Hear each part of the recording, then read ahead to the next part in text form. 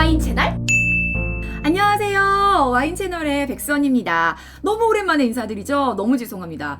정말 죄송하다는 말씀 한번 먼저 드리고 시작할게요. 여러분 죄송합니다. 와인 채널 신경 쓰겠습니다. 아니 제가 요즘에 쿠팡 크리에이터로 그다음에 또 그립에서는 또 그리퍼로 송길팅귤로 활동을 하고 있습니다.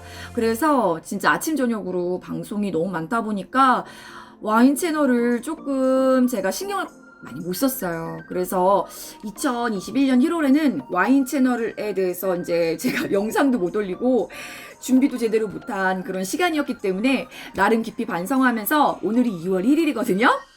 오늘부터 제가 또 하나하나 차례차례 해서 여러분들과 함께 하고 싶었던 얘기, 또 들려드리고 싶었던 이야기, 와인을 좀 더 쉽게 접할 수 있는 또 여러 가지 이야기들에 대해서 풀어드릴 텐데, 그 첫 시간으로 제가 준비한 건 제가 와인에 대해서 공부를 할 때 무작정 학원에 등록을 해서 와인을 배운 게 아니라, 또는 지인분들한테 와인을 배운 게 아니라 저는 책부터 사서 봤습니다.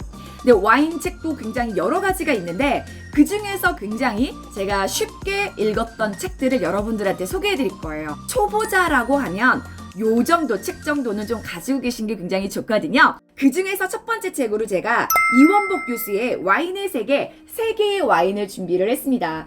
약간 조금 낡았죠? 많이 봤어요. 그리고 이 얘기 자체가 만화로 되어 있어요, 여러분. 이렇게 만화로 되어 있다 보니까 습득이 쉽고요. 그 다음에 술술 익혀집니다. 그리고 저는 또 중요한 부분에다가 이게 메모를 하고 이렇게 또 접어놨어요. 제가 기억할 수 있도록. 왜냐하면 와인 같은 경우에는 약간 한글이 아니기 때문에, 외래어기 때문에 생소한 단어들이 굉장히 많거든요. 특히 뭐 프랑스어, 이탈리아어, 다양한 언어들이 또 들어가 있는 게 와인이잖아요. 그래서 조금 좀 기억해야 될 부분은 제가 또 메모도 하고 책도 접어도 놓고 했는데, 이 이원복 교수님은 서울대학교 공과대학 건축학과 출신이라고 합니다. 그런데 이분이 제가 알게 된 게 뭐냐면 먼 나라 이웃 나라라는 만화 시리즈, 그러니까 세 개의 이야기를 만화로 할 수 있는 그런 시리즈로 해서 처음에 알게 됐었는데, 뭐 왕초보 주식 교실부터 시작해서 뭐 만화로 떠나는 21세기 뭐 미래 여행 뿐만 아니라 신의 나라, 인간 나라 뭐 이런 여러 가지 것들이 다 만화와 함께 이루어져 있다라는 것들. 그래서 조금 굉장히 쉽게 배울 수 있겠구나라는 생각에 제가 이제 선택한 책이었고요. 그리고 제가 쉽게 선택한 책인 만큼 굉장히 얘가 마음에 드는 게, 우리가 보통 텍스트로 했을 때 이해 안 되는 부분들이 만화로, 실제로 그림으로 그려져 있으니까 머릿속에 연상이 되더라고요. 그게 너무 좋았어요. 그래서 얘는 일단 뭐 와인의 개념부터 시작해가지고요.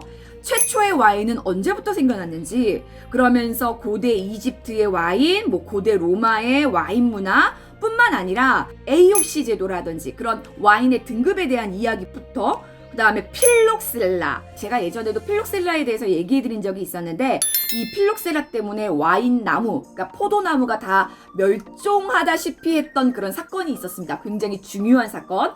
그 세계적인 필록셀라의 그런 피해부터 시작해서 그 필록셀라를 이겨내기 위해 미국 품종과 뿌리 접붙이기 한 내용, 여기에다가 쌍파뉴의 등장과 동페리뇽, 굉장히 비싼 샴페인 와인이죠. 그러면서 와인의 그런 신대륙 와인의 역사, 이런 이야기들을 정말 아주 자세하게 그리고 재미있게 풀어냈어요. 또 포도 품종에 대한 이야기도 만화로 다 보실 수가 있으면서, 그러면서 와인을 만나기 전에 우리가 기본적으로 알아야 되는 뭐 빈티지, 때르와, 그 다음에 타닌이라든지 또 파리의 심판에 대한 이야기들도 함께 보실 수 있는 책입니다. 제가 가장 좋아했던 부분이 뭐냐면, 이렇게 만약에 메를로 품종에 대해서 얘기한다 그러면 메를로 이름이 나오게 된 배경, 요 지박귀, 요 친구들, 지박귀 맞죠? 예, 맞아. 지박귀를 뜻하는 프랑스어에서 유래가 됐는데, 이 새가 그렇게 잘 먹었다는 포도래요. 그래서 이름이 메를로 라고 합니다. 이런 식으로 해서 정말 우리 포도 품종에 대해서도 비유를 너무너무 잘 돼서 우리가 진짜 이해하기 쉽고 기억하기 쉽게 되어 있어요. 자, 그리고 또 어떤 부분이 있냐면, 포도를 이제 따서 포도를 만들어지는 이런 과정 자체가 이렇게 다 그림으로 표현이 되어 있어요. 그러니까 어떻게 따서 어떻게 압축 과정을 거쳐서 화이트 와인과 레드 와인의 차이가 도대체 무엇인지, 그 다음에 또 로제 와인은 또 어떻게 만들어지는지 이런 얘기들이 아주 상세하게 그림으로 풀어져 있다라는 거 너무 좋았고, 또 이제 마지막 부분에 보면 여러 가지 그 와인 용어에 대한 사전들도요 정말 빼곡하게 이렇게 이어져 있습니다. 이런 것들도 상식으로 해서 알고 계시면 좋다라는 거. 그러면서 찾아보기가 쉽겠죠.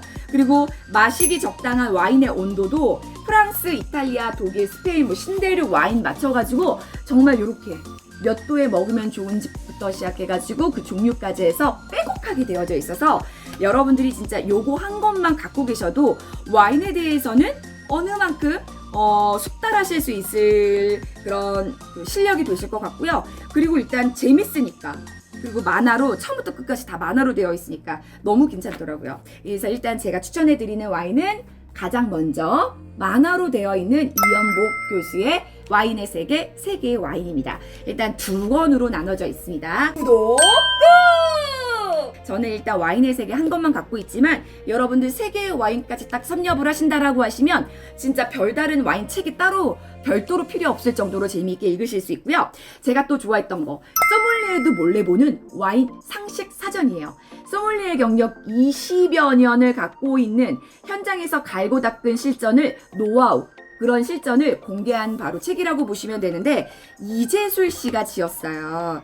와인의 개념부터 시작해서 나라별 상식, 그 다음에 와인의 이론, 이런 것들뿐만 아니라 실전 상식, 그러니까 부케와 아로마의 차이가 도대체 뭐냐, 마리아주의 기본 원칙은 도대체 뭐냐, 삼겹살에는 뭐 이런 와인이 좋다, 뭐 이런 것뿐만 아니라 와인을 응용한 상식, 연인들은 특별한 날에 어떤 와인을 마실까, 와인바에서 와인 마시는 그런 방법, 소믈리에 도대체 뭐지? 뭐 이런 여러 가지 것들. 와인 채널에서 와인에 대한 이야기들을 보신 분들은 아마 이 책을 읽으시면 순귤탱귤이 백수 언니가 이 와인 상식 사전을 굉장히 열심히 읽었구나라는 것을 아마 단번에 느끼실 수 있을 거예요. 그런 부분들을 진짜 용어 정리부터 시작해서 용어도요 그냥 사전처럼 나와 있는 게 아니라 이렇게 텍스트를요 굉장히 길게 풀어가지고 상세하게 설명을 해줬습니다. 그런데 중요한 건 글자나 이 그 글자 텍스트의 간격들이 빼곡하지가 않아요. 그래서 읽기가 너무 편해요. 너무 편해요. 그러면서 이렇게 한눈에 들어오는 이런 품종에 대한 이야기, 그 다음에 또는 이런 세계 지도까지 활용을 해서 여러분들이 이해하기 쉽도록 만들었습니다. 저 보시면 이런 식으로 해서 다 형광펜으로 칠해가면서 공부를 했습니다. 그리고 굉장히 또 중요한 부분이 나올 때는 이렇게 접어놓기도 했거든요. 지금 보시면 제가 진짜 열심히 공부한 흔적들이 보이시죠? 또 이런 것들을 또 노트에다 다 옮겨 적고 그러면서 공부를 했어요. 여러분들도 이런 식으로 활용을 하시면 굉장히 재미있게 보실 수 있을 것 같아요. 또 마지막으로 와인폴리 전문가들이 모여져 있는 약간 블로그부터 시작해서 이런 책들, 그 다음에 이 와인폴리는 또 와인 관련된 또 잡지, 이런 것들로 굉장히 유명하잖아요. 영신닷컴에서 만들었는데 와인폴리는 와인폴리 라는 걸 검색해 보시면 와인에 대한 그런 전문가들부터 시작해서 다양한 이야기들, 그 다음에 세계 그 와인에 대한 종류나 이런 것들을 아마 여러분들이 검색하셔서 원하시는 것들로 해서 구매해서 맛있게 드실 수 있도록 다 되어 있고요. 여기는 일단 와인에 대한 기초 상식부터 풀어져 있는데 진짜 그림부터 시작해가지고 굉장히 선명하죠. 그래서 볼 때마다 굉장히 럭셔리 와인 잡지를 보는 느낌으로 해서 보실 수가 있고, 정말 상세하게 그림도 정말 텍스트만 많은 게 아니라 그림이 오히려 더 주예요. 그러면서 이런 도표부터 시작해서 화이트 와인부터 시작해서 로제 와인, 레드 와인까지 해서 그 다양한 품종을 싹 다 다뤘어요.